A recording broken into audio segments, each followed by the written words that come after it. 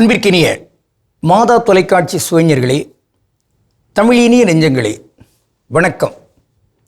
திரிகடுகத்தில் இணைந்திருக்கும் உங்கள் ஒவ்வொருவருக்கும் இனிய நல்வாழ்த்துகள், நன்றி.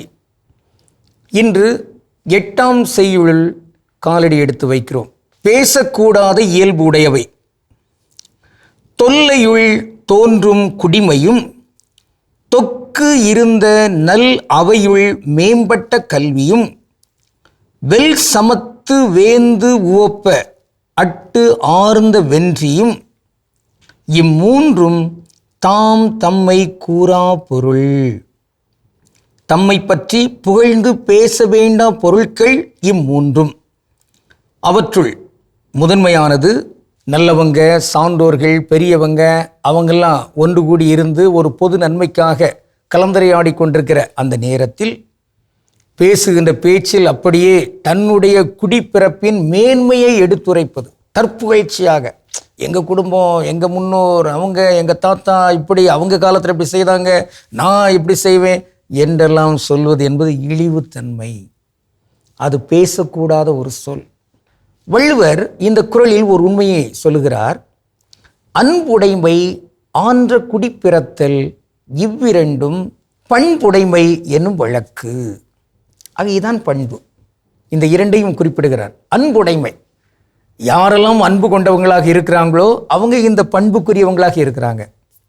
அதே நேரத்தில் இன்னொன்றையும் சொல்கிறார், ஆன்ற குடிப்பிறத்தல். ஓஹோ, அப்போ குடிப்பிறப்பு என்பதும் அங்கு ஒரு சிறப்புக்குரிய தன்மையாக இருக்கிறது. ஆனால் அந்த குடிப்பிறப்பு நம்ம கையில் இல்லையே. நாம் எங்கோ வந்து பிறக்கிறோம். இந்த குடும்பத்தில் பிறக்க வேண்டும் நான் நினைத்தா வந்தேன்? இல்லை, அது நம் கையில் இல்லை. ஆனால் நாம் பிறந்திருக்கிற அந்த குடும்பத்தை ஆன்ற குடிப்பிறத்தலுக்குரிய மேன்மையான குடும்பமாக உருவாக்குகிற முயற்சி இருக்கிறது பாருங்கள், அதுதான் ஆன்ற குடிப்பிறத்தல். நல்ல ஒரு குடும்பத்தில் வந்து பிறந்துட்டேன் அப்படிங்கிறதுல சிறப்பு. நான் பிறந்திருக்கிற குடும்பத்தை நல்ல குடும்பமாக உருவாக்க நான் பிறந்திருக்கிறேன் என்பதான் சிறப்பு. அப்படிப்பட்ட அந்த சிறப்பாளர்கள், அன்புடையவர்கள், அவங்க ஒரு பொது இடத்தில் எல்லாருமே இங்கே இருக்கின்ற போது தற்பெருமையாக சொல்ல மாட்டார்கள். அப்படி சொல்லக்கூடாது. அப்படி எவரேனும் சொல்லுகிறார் என்றால் அறியாமையினால் சொன்னாலுமே கூட நிறுத்தி கொண்டாக வேண்டும். நான் உண்மையை தானே சொல்கிறேன். எல்லா நேரமும் உண்மையை சொல்வது என்பது அங்கு உகந்ததல்ல. அதை வேறு யாராவது ஒருவர் சொல்லலாம், மற்றவங்க புகழ்ந்து சொல்லலாம். மகன் தந்தை காற்றும் உதவி இவன் தந்தை எண்ணூற்றான் கொல் எனும் சொல் என்று நல்லவர்கள், நேர்மையாளர்கள், பொது மனிதர்கள் ஒரு மகனை பார்த்து, ஒரு மகளை பார்த்து குறிப்பிடுகிறார் என்றால் அது சிறப்பு. இந்த மகனை, இந்த மகளை பெற்றெடுப்பதற்கு இவருடைய தாய் தந்தை என்ன தவம் செய்தார்கள், இந்த குடும்பத்தில் இந்த குழந்தை வந்து பிறப்பதற்கு அந்த குடும்பம் என்ன தவம் செய்தது என்று மற்றவங்க சிறப்புக்குரிய தன்மையிலே பாராட்டி மகிழ்கிறார் என்றால் அது சிறப்பு. நான் தற்பெருமையாக சொல்லக்கூடாது. அந்த தற்பெருமை என்பது அது சான்றோர்க்குரிய இயல்பு அல்ல.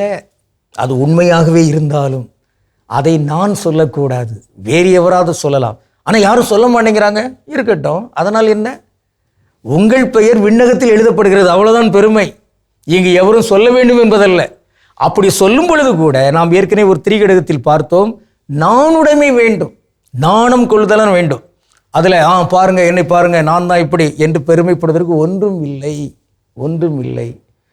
ஒருவேளை பெருமைப்படுவதாக இருந்தால் ஆண்டவரை குறித்து பெருமைப்படலாம். கடவுளே, இப்படிப்பட்ட ஒரு நிலையில் என்னை வைத்திருக்கிறீரே, நன்றி என்று தான் சொல்லிக்கொள்ள என்பதை தவிர நான் இப்படி வந்து விட்டேன் என்றெல்லாம் இங்கு சொல்வதற்கு ஒன்றும் இல்லை. இதை கணிப்பில் நாம் எடுத்துக்கொண்டு இங்கு இத்தகைய தற்பெருமை தன்மை இவையெல்லாம் அப்படி வீழ்ந்து போகட்டும், உயரிய பெருமைகள் அங்கு நிலைத்து நிற்கட்டும் என்று நாம் இன்று உறுதியேற்றுக்கொள்வோம். இன்று நாம் பார்க்கவிருக்கிற ஒரு தனித்தமிழ் சொல் பிறப்பு. குடிப்பிறப்புன்னெல்லாம் சொல்கிறாங்க பார்த்தீங்களா, அது நல்ல தனித்தமிழ் சொல். ஆனால் இந்த பிறப்புக்கு சமஸ்கிருதத்தில் ஒன்று சொல்லுவாங்க, ஜனனம். அப்போ ஜனனத்துக்கு எதிர்ப்பதும் உடனே மரணம். மரணம் என்றால் இறப்பு, ஜனனம் என்றால் பிறப்பு. எதுக்கு ஜனனம் மரணம் என்று சொல்லணும்? பிறப்பு இறப்பு என்கின்ற அந்த சொல்லையெல்லாம் நாம் பயன்படுத்தலாம். எனவே இனி மறந்து போய் கூட ஜனனம் என்றும் மரணம் என்றும் சொல்ல வேண்டாம். மாறாக பிறப்பு என்றும் இறப்பு என்றும் நாம் சொல்வோம். ஆக தற்பெருமையை நாம் தவிர்ப்போம். உண்மையாகவே நாம் நல்ல குடியில் பிறந்திருந்தாலுமே கூட அதை நாம சொல்ல வேண்டாம், சான்றோர்கள் சொல்லட்டும். கடவுளுக்கு திருவிழமானால் மீண்டும் நாளை திரிகடகத்தில் இணைந்து மகிழ்வோம். நன்றி, வணக்கம்.